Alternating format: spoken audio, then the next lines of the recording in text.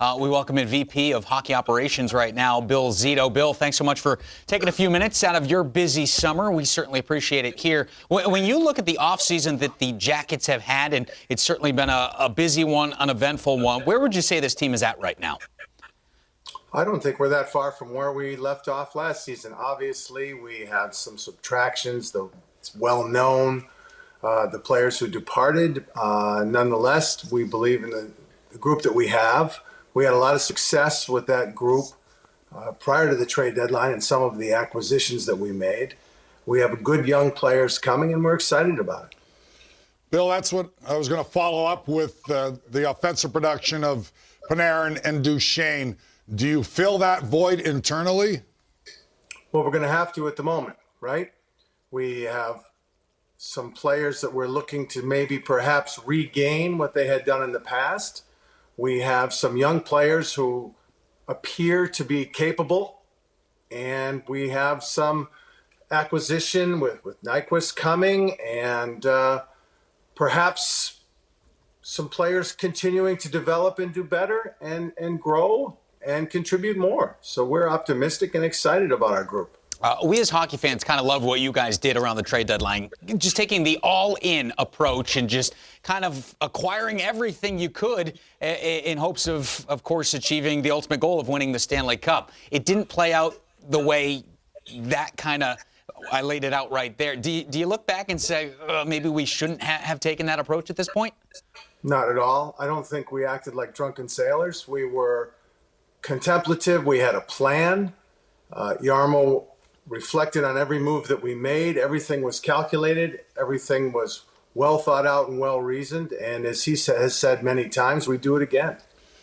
Well, Bill, I happen to agree with you on that because you had a great series against Tampa Bay, the best team in the National Hockey League during the regular season. And we know how tough it is to win, but certainly you get past the second round, the Bruins, and for all intents and purposes, you could have won the Cup. And so I believe in that. But certainly in goal now, are you a believer that Korpisalo can take the reins, or Mirlikins is a guy that you guys are high on and feel that he'll battle for the number one position? Yeah, I think our group is bullish on both of them. When Korpisalo has had the opportunity to play in the past and play regularly, he's been quite good. I think that the stretch when he got the 20-plus games in a row, he was around a .918. Elvis has been what others have labeled one of the best, if not the best, goalie outside the NHL for the last several years. He has performed time and time again at the World Championships and been outstanding there among other NHL goalies, and we're very, very excited about both of them. All right, looking forward to that. Some people take the summer and, relax, rest, get a little R&R. Not you. You just completed a 100-mile bike race.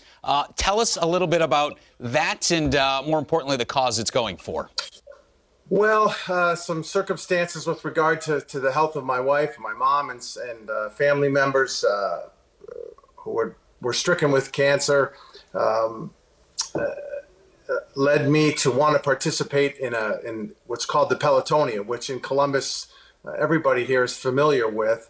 It's a local bike ride, not a race, to raise funds to fight cancer. And I made a decision, I guess it was late June. That's actually David Clarkson, who played for the Blue Jackets and Leafs and found out about what was going on. I made a decision, I'm going to try to do this. I'm going to try to raise some money and try to show my wife I love her and do something other than get warm blankets and Lorna Doones in the hospital. And we started this, and I started to train, wondering if I was going to be able to finish. But sending emails to my friends, and people got on the bandwagon. A local sports writer, Aaron Portzline, wrote a beautiful piece and put it in The Athletic, and it just blew up. And people started contributing and jumping on the bandwagon, and we ended up surpassing what had been the previous amount. And that wasn't, it was a goal for fun and what have you, but the goal is to continue to raise the money to fight cancer. And we've been real successful and blown away by the support from people. Well, Bill, I saw David Clarkson there and very familiar with him as the New Jersey Devils, and he's always a guy willing to give his time and for a great cause. I think it's just fantastic what you've done. And I would expect your players to come in at least as good a shape as you are, biking 100 miles. I just can't imagine. Congratulations. I'm a little sore. I won't tell you where. How was the training leading up to that 100-mile bike ride? And do you have plans to kind of continue this in the future? Is this a yearly thing for you now? What do you make of that situation? Well, I got to tell you, our director of high performance is a man named Nelson Ayet. And I went to him and said, can I do this? And he kind of snickered and, I don't know. And he said, I'll give you a program. If you do it, you do these exercises, you ride this distance, you eat this, you have a shot. And I listened to him, and he's a brilliant man. And I did everything he told me to do, and it worked. So I'm a believer. And thank you, Nelson, because without him, I couldn't have done it. But it was, a labor of love, right? But it was, it was hard. The seats are not comfortable, I can tell you that. Yeah, I was going to ask what was the hardest part, aside from just the discomfort of the seats. But, I mean, do you find yourself riding those 100 miles thinking, all right, this is a terrible situation, but then you look at the people that you're riding for and think this is nothing compared to what they're dealing with right now? I went into it thinking, yes, this is how I'm going to feel. I'm going to have these emotions in the race. But all around you, the people who are in the race, who are survivors, have survivor on the back of their jerseys.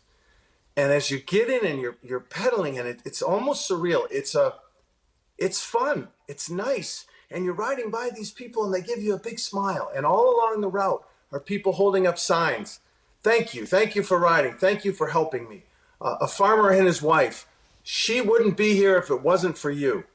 It's a unique event. It's really special. And I would encourage anybody from anywhere in the country or in the world, if you can ever come ride in it, it's a really neat experience. You're not crying the whole way. Certainly there are tears, but it's special. It's a really special, neat event to be a part of. And there's different distances. You don't have to go the 100. I think you could go as few as 10, maybe, perhaps. But it's a celebration of life. It really is. And we saw the website there, pelotonia.org/donate Bill Z. If people out there see this and want to donate, can they still do it, even though the bike rides in the past? Absolutely. And all the money in this organization goes to the charity. All of the financing for the operational costs are covered by sponsors. So every dollar that people give goes to fight cancer. Incredible stuff. Thank you so much for coming on, sharing your story. I speak for all of us, including Dano and everybody here at the network, wishing you, your family, your wife the best in the future, and just keep fighting. And we wish you the best and hope for the best for you and your organization in the upcoming season. Thank you, guys.